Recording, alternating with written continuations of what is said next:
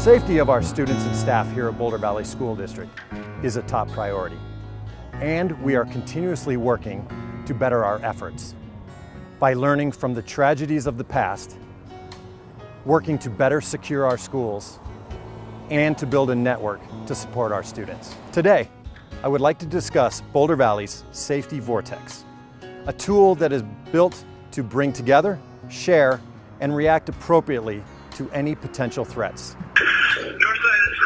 This is especially important given the lessons learned following the tragic shooting at Arapahoe High School in December of 2013. Gunfire inside Arapahoe High School. And resulting legislation.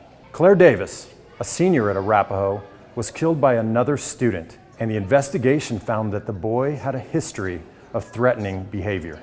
In response, Colorado lawmakers passed the Claire Davis Act, which took effect in July of 2017. It states that school districts, charter schools, and our employees have a, quote, duty to exercise reasonable care to protect all students, faculty, and staff from harm from acts committed by another person when the harm is reasonably foreseeable, while such students, faculty, and staff are within the school facilities or participating in school-sponsored events, end quote. It also creates an exception to governmental immunity for an incident of school violence. This includes crimes of violence, which result in death or serious bodily injury, such as murder, first-degree assault, or felony sexual assault.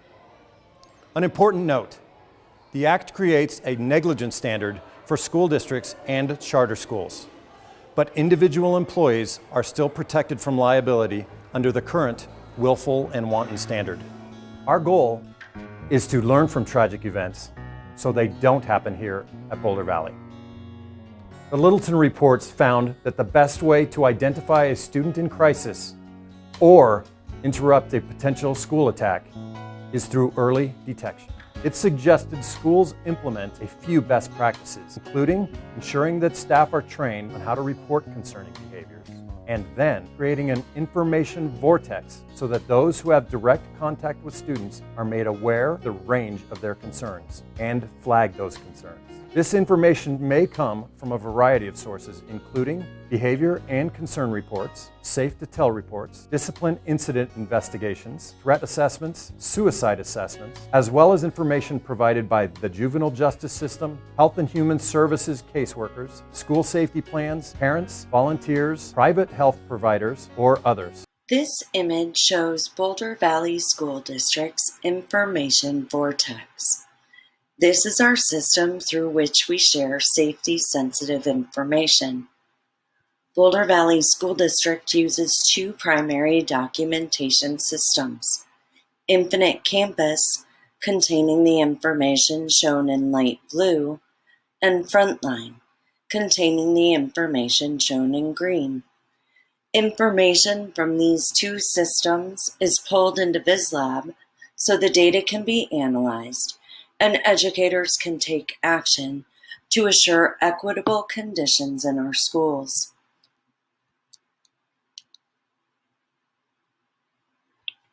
In Boulder Valley schools, we encourage staff to be proactive. If you see something, say something. Any employee who sees a behavior that elevates their level of concern can find reporting information on the BVSD website in the top right menu under Safety Concern.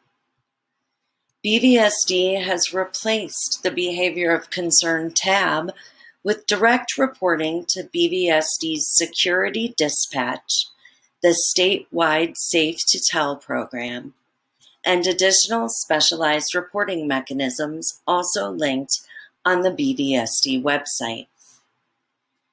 Each school in Boulder Valley designates who will act as the primary and backup vortex building leads.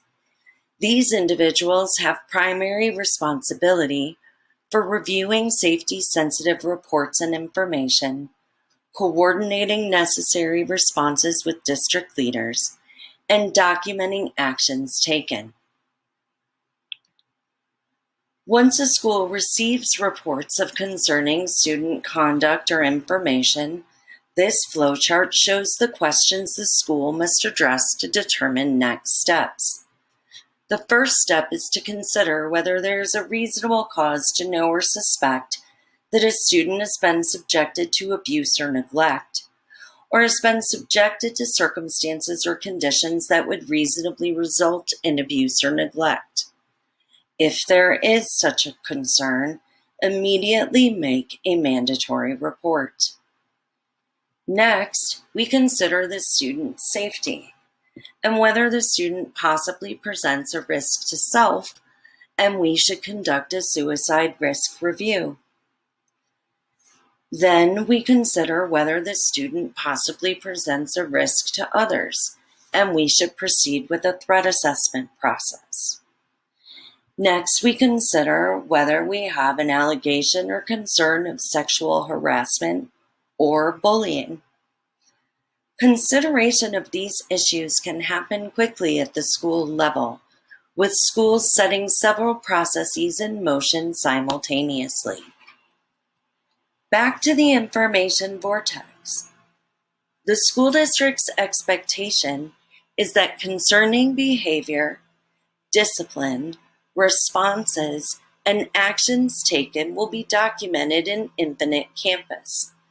And students who need a support plan to address needs related to a suicide risk review, a threat assessment, a sexual harassment or bullying allegation, or other significant concerns, will have those plans documented in Frontline, with a flag put in Infinite Campus to alert other educators that a support plan exists.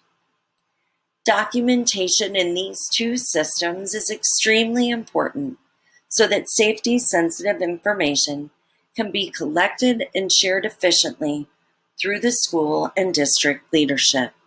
By working together, we can create a better net of support for our students.